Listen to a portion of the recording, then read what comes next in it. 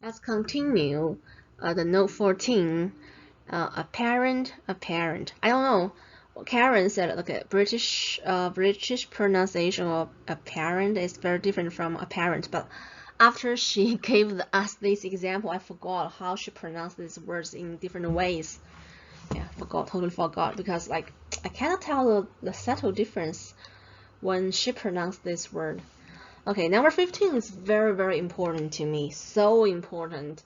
So important. So important. Because why? Because it helped us to actually the Karen has told us a way to analyze the waveforms by using Audacity or other kinds of softwares.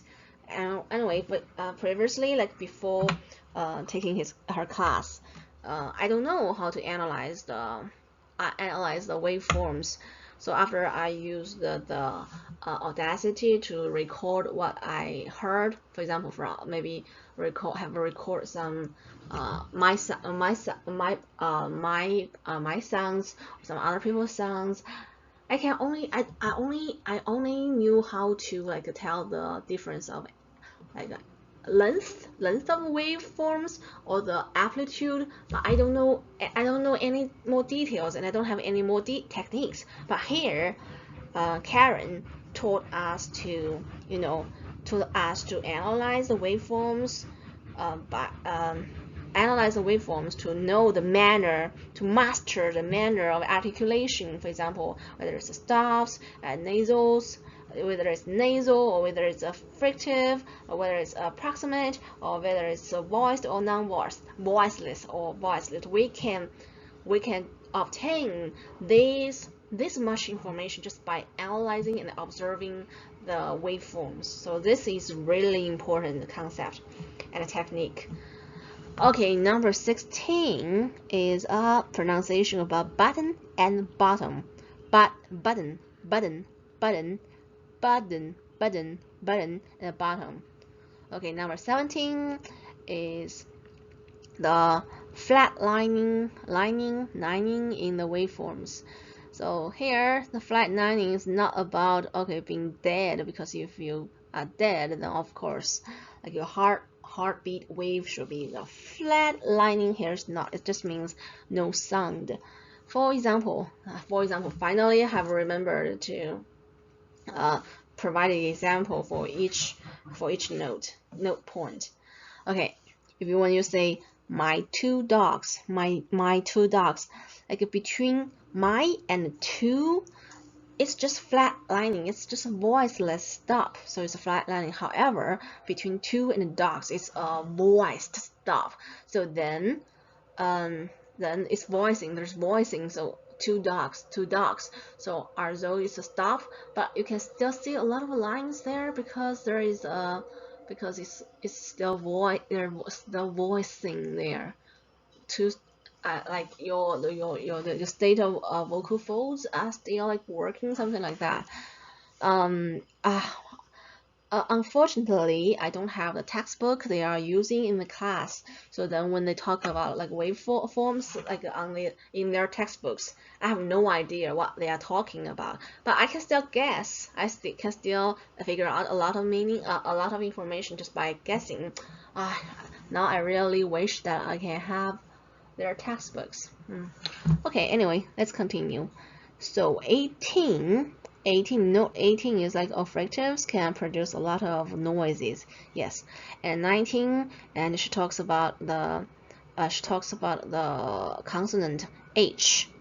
And then she said, okay, in some phonetic systems, H cannot even be counted as consonant, because there's not really voicing, because it's just aspiration. It's very different from she said it's very different from Chinese. Like in Chinese, how actually it's a frictive. She thinks it's a frictive. Actually, I'm very confused here. I don't know why the H in Mandarin can be counted as frictive, because I don't think there is any frictive 差音 like 存在, but anyway, how, no, I don't think so. But it's true that in English, H It's just aspiration. Okay, note 20. Note 20 is about two. Like in many cases, two is not two, it's t t t t t t t.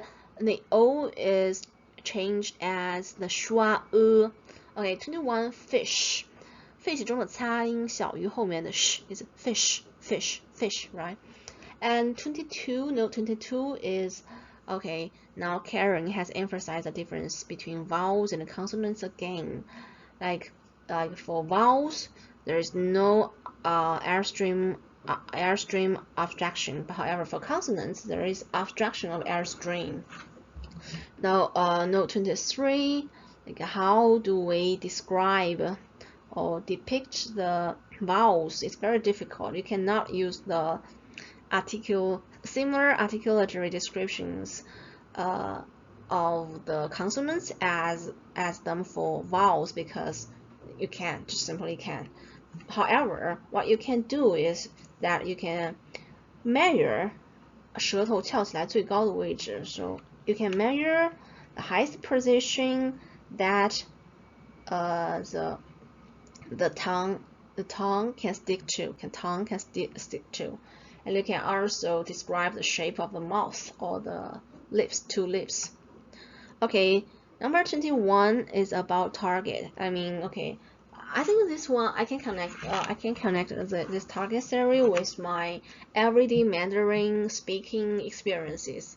就是 for example, like when I speak Mandarin, like if you are in a relaxed mode or in some kind of other modes, my pronunciation may not be very standard, like very relaxed. Okay, however, like if I read something, you can watch my previous video about why I read the selected paragraph from Lu Xun's work, Lu Xun's essay.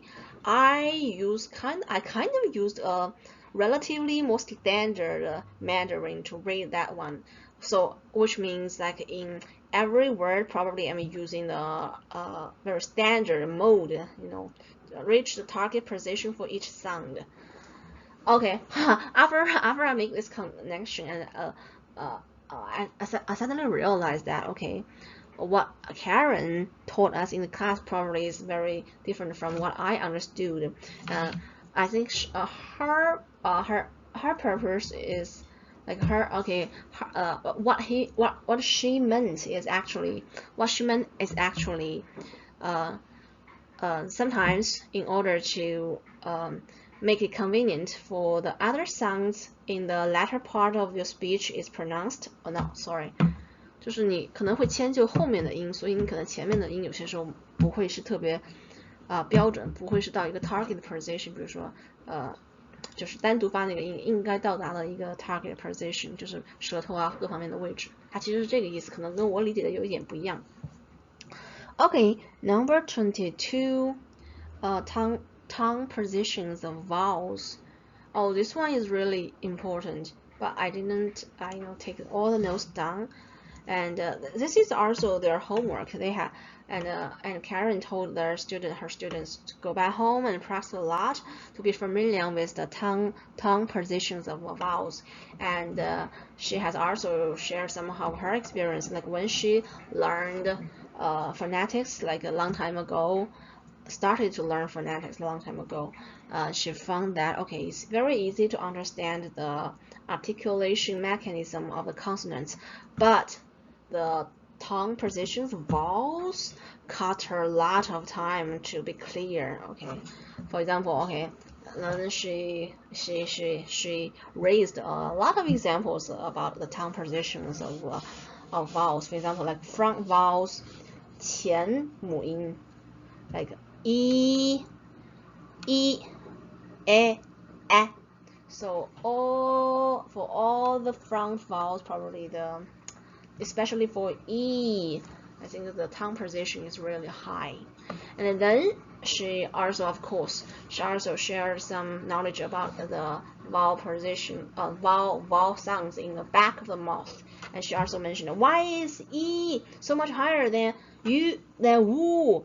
And then she revealed the answer is because it's related to the structure of your mouth. This is your mouth, right?